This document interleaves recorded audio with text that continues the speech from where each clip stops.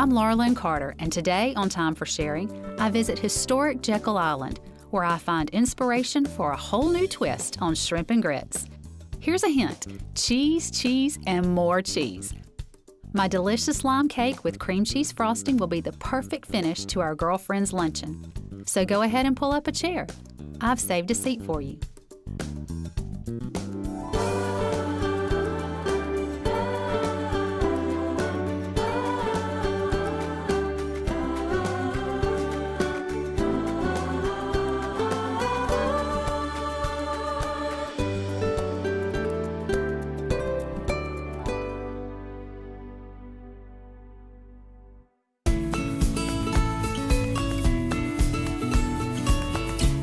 No dish typifies the Georgia coast like the Southern classic, shrimp and grits.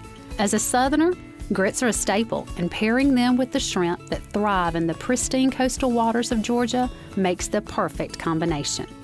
Found mostly in the low-country marsh areas, shrimp and grits was not widely recognized or praised until the early 1980s when Chef Bill Neal created his own special variation at his North Carolina restaurant, Crook's Corner.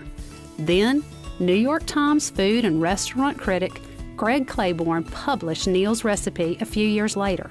Although it took an introduction from the New York Times to bring this dish to national attention, it has certainly become a sensation reaching far beyond its Southern roots. What began as a breakfast meal has evolved into a dish that is served in the finest restaurants and is the truest form of Southern comfort food. And it varies from one part of the South to the other. Like most Southern dishes, no two recipes are exactly alike.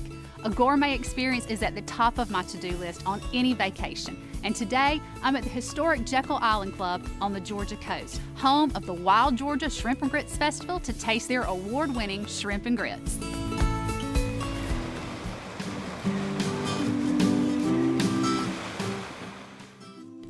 The southernmost island of the Golden Isles is full of history and beauty. Historic Jekyll Island.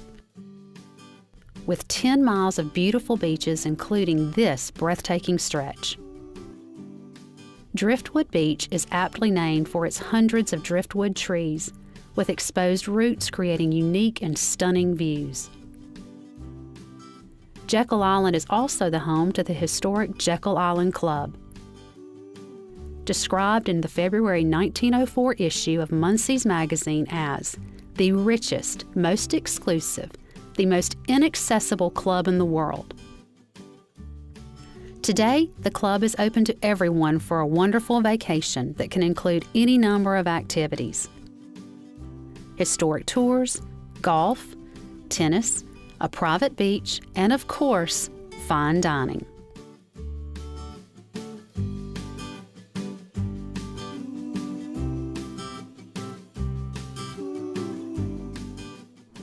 I have had such a good time on my weekend here at the Jekyll Island Club, and I think I have the perfect dinner party in mind. I'm going to go home, invite some friends and family over, and put my own twist on some shrimp and grits.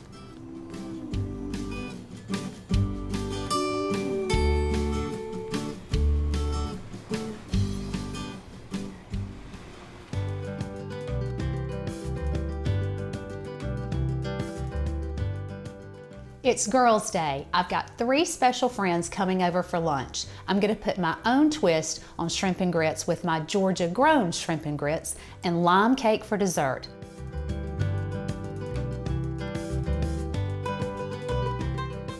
I'm going to start with dessert first. I need 2 sticks of butter at room temperature.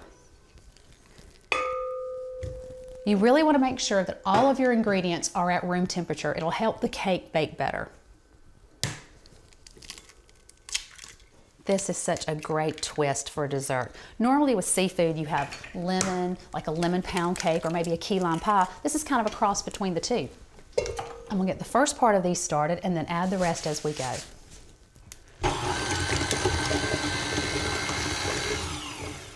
I have 2 3/4 cups sugar that I'm gonna start to add in slowly and alternate with the eggs.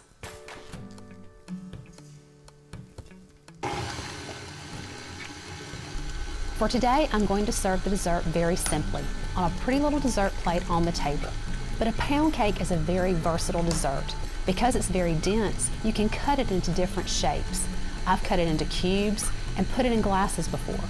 Once I cut it into squares, put it in a pretty margarita glass, and put a lime wedge on the side. It made it very festive. The guests could just go up, pick up the glass, and walk around with their dessert. It looked like a margarita dessert. It's got a lot of things that you can do with it, so a pound cake is a classic. It serves well at a dinner party. You can go ahead and slice it, and it holds up very well. Next, it's time for our dry ingredients. We're going to add part of our flour. I have 3 cups of all-purpose flour. You want to add this a little bit at a time, or else you'll end up wearing the flour.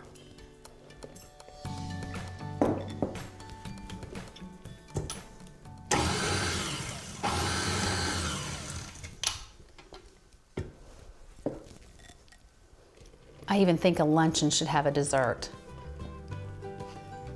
And they're sure to love this one.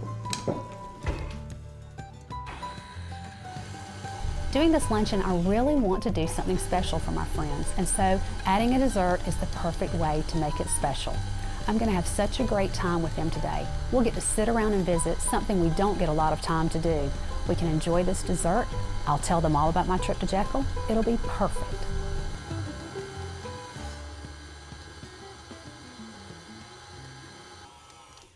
Now we're going to add our sour cream, 1 cup of sour cream, and we need 1/4 teaspoon of baking powder and 1/4 teaspoon of salt.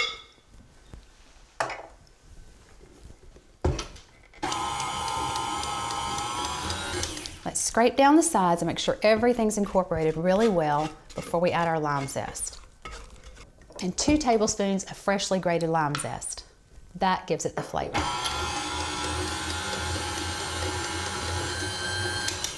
This is perfect. When I top it off with a cream cheese icing, it'll be absolutely delicious. I'm going to pour this into my greased bundt pan and bake it at 350 degrees for 1 hour and 15 minutes. Then I'm going to ice it with a cream cheese frosting. Spread it out. And that's ready for the oven. Our lime cake is out of the oven and it's cooled. It's time to make our cream cheese frosting. I've got an 8-ounce block of cream cheese in the mixer. I'm going to go on and get that started and then add in our butter. Just like with the cake, you want these ingredients at room temperature. 1 stick of butter. I'll blend that together.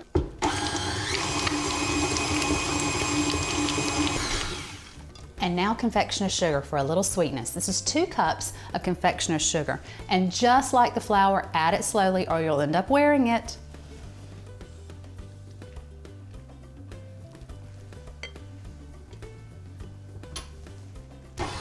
There are so many variations you could do with this pound cake.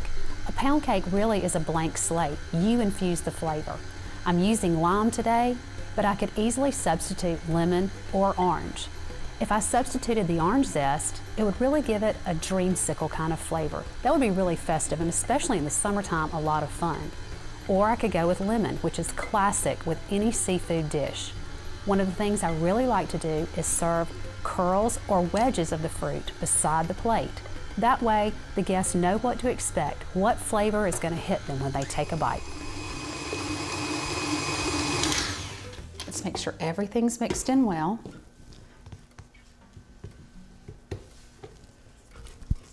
This cake is going to be wonderful.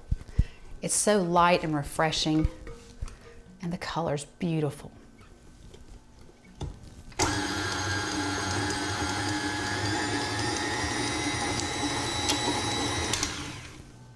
That looks just perfect.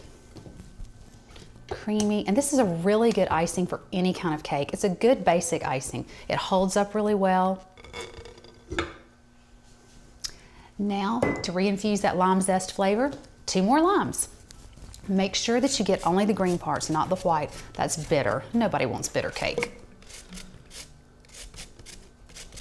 You can really smell it when you start zesting a lime. You know this flavor is going to be wonderful. So we have the lime zest in the cake and here again in the frosting. It's going to pair beautifully with our shrimp and grits. 1 more. This would actually be a fun cake at St. Patrick's Day. All the green color, spring and summer. That should be perfect. Stir this in. Perfect. Let's get our cake over here so we can ice it. This turned out beautifully, all golden brown. And this icing spreads really easily. It doesn't run down the side of your cake. I love to garnish a cake like this with a little bit of lime curls, or even some fresh mint would be really pretty on it. I've always thought cakes should be pretty, but they also need to look like a cake. If you get them too fancy, the important thing is that they taste good. And this one is going to be delicious.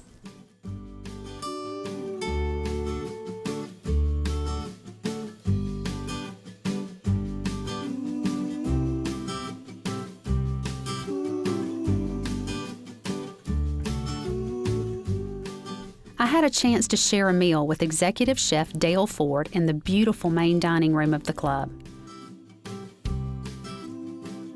We talked about this very special place, and more importantly, had the pleasure of experiencing his award-winning variation of this venerable classic, shrimp and grits.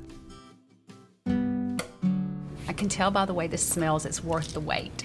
Tell me a little bit about what is in here before I take my first bite. Well, I have to tell you, this is our most popular dish here at the hotel, and it doesn't get any more southern than shrimp and grits for us. Crispy andouille sausage, stone-milled grits, and great Georgia white shrimp. So I don't have to wait any longer. Don't wait. It's time to, I don't have to just smell it. I can actually taste it. it's time to dive in. Oh, gosh. There's so much color on this plate. The crispiness of the andouille sausage and a little tomato concasse, which adds acid to it, all the way to the top garnish of the sweet potatoes makes it pretty spectacular. From a visual presentation, it's quite nice. Most important is how it tastes. The proof is in the puddings, that's what they say.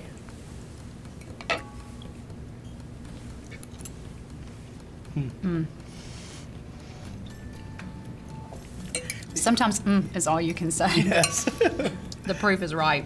This was definitely worth the wait. Wow. It is fantastic. Absolutely delicious. Very good. We finish them with a little bit of butter and quite a bit of cheese. And I try to use two cheeses. One a very sharp cheddar, which kind of gives them a little bit of a bite. But then the Parmesan cheese adds kind of a sodium content or some salinity to it that kind of really brings them alive.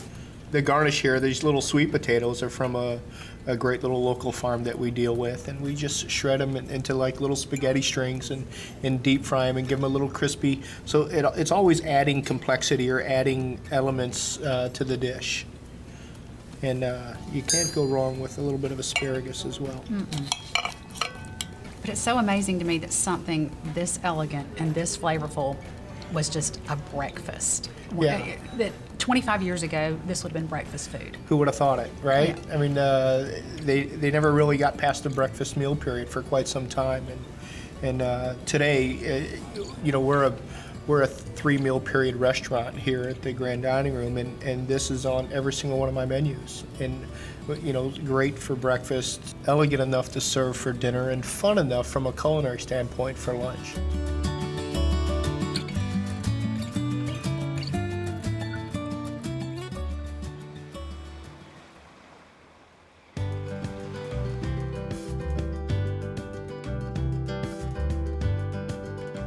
I'm making my Georgia-grown shrimp and grits for our luncheon today using all local products. I have coarse ground grits. I like to use these because they hold up really well. I have these already going in a pot of 4 cups of chicken stock and some butter. I did not add any salt because your chicken stock already has salt in it and you don't want to have too much salt. Let's give these a stir and see how they're doing.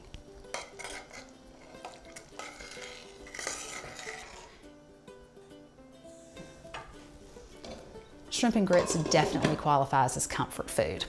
Now we're gonna have lots and lots of layers of flavor. I'm gonna have caramelized onions, rosemary, shrimp, of course the grits, cheese, everything you can think of to make this absolutely delicious.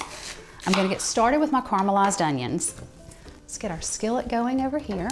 And we're gonna add some olive oil, extra virgin olive oil. Again, another local product. Now I like to have the onions in long slices because they curl up on top and they sit on the grits and they just look beautiful. And remember, you're caramelizing, not sauteing. So we're gonna be high heat so they get that nice golden brown. We're gonna add one more ingredient that'll really help them caramelize, and that's sugar. It brings out the natural sugar in the onion and adds a little bit of sweetness. Takes some of the bite out of the onion. Now I'm using Vidalias. If they're not available, you can use the Texas sweet, you can use the Peruvian sweet. Just make sure that you use a sweet onion. You do not want a strong, bitter onion for this. You can really smell them. They smell wonderful. Break these up. Let's give them a quick stir. Make sure we have plenty of olive oil. And here's our sugar.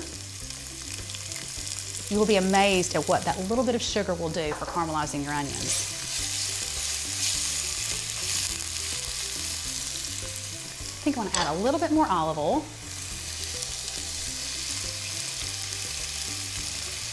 There we go. Once these really start to cook, you can turn the heat down a little bit. And now onto our shrimp. I'm using fresh rosemary. I love rosemary. I use it year round. It has such aroma, and it really pairs well with the shrimp. Just one sprig, about 2 tablespoons. We're gonna give that a rough chop.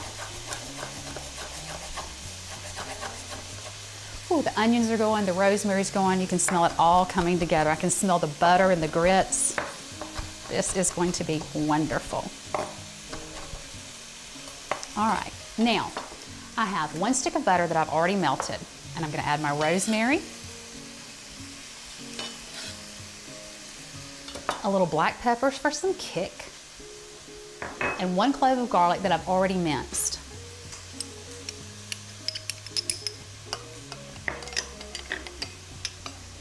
Stir that together and check on our onions. Oh yeah, these are great. They're getting that nice golden color. And I like to use olive oil versus the butter in this because you already have so much butter and everything else. Let's check our grits too. As your grits cook, you might need to add more liquid. I keep chicken stock on side in case I need to add some. These are perfect. I think those are ready. Finish our shrimp. We'll pour our mixture over our shrimp. Now you'll see that my shrimp have the tails on them. Some people do the plain shrimp without the tails, and they put them inside the grits. I like to arrange mine on the outside of the bowl, so I want the tail there so that people can pick them up to eat. I think it's a prettier presentation. Let's stir that around. Make sure all of these shrimp are covered with the rosemary and the garlic and the butter.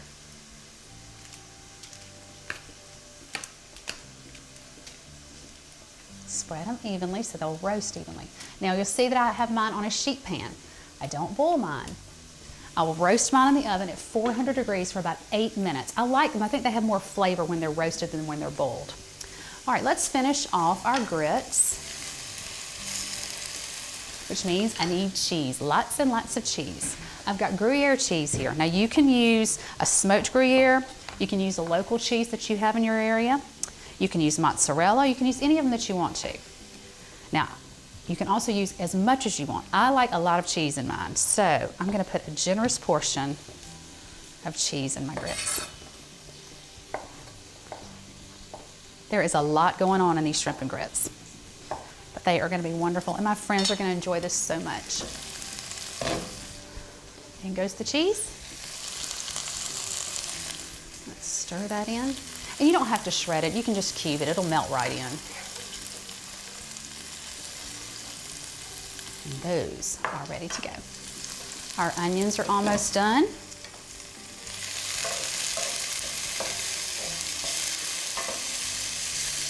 I think they are. We can turn these off. And last but not least, we'll get our shrimp roasting in the oven. Again, 400 degrees for about 8 minutes. Now all I need to do is grab a bottle of rosé and get ready for my friends.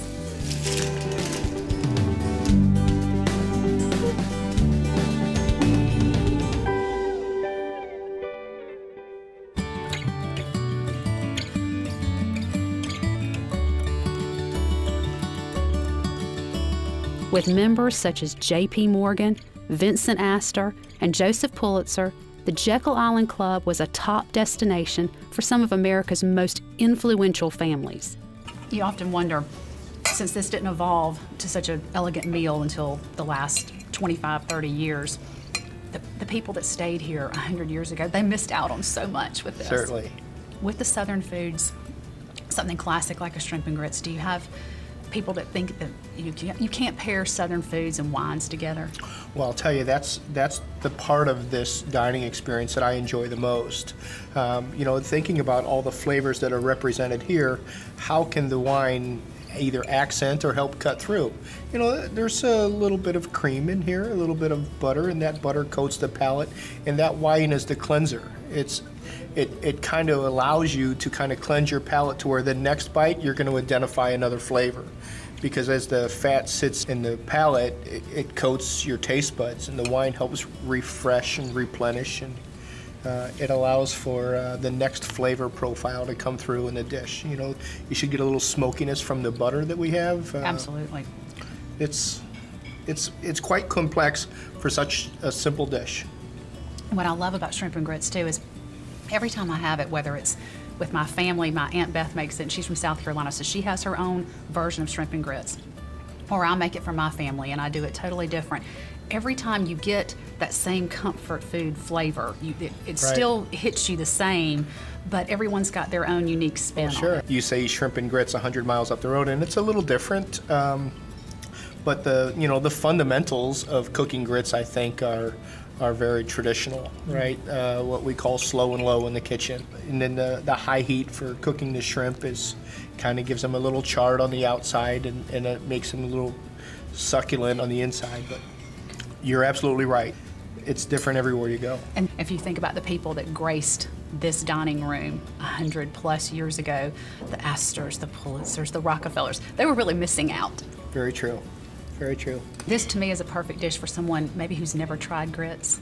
You get someone that's not been in the South, not had the grits, give them something like this and they'll be writing home about grits. You've got to try grits. I think if you're from the Midwest, northern area, grits maybe not have been a staple item that you grew up on, but certainly is a staple item here in the South. And I think it's becoming more and more a staple item as the popularity has grown over the last 20 years. But my grandmother wasn't eating grits in Northwest Indiana, 40 years ago. So. Well, my grandmother was eating grits, but her version of shrimp and grits was totally different than this. Sure. And I've had some unique variations of it, and this is fantastic.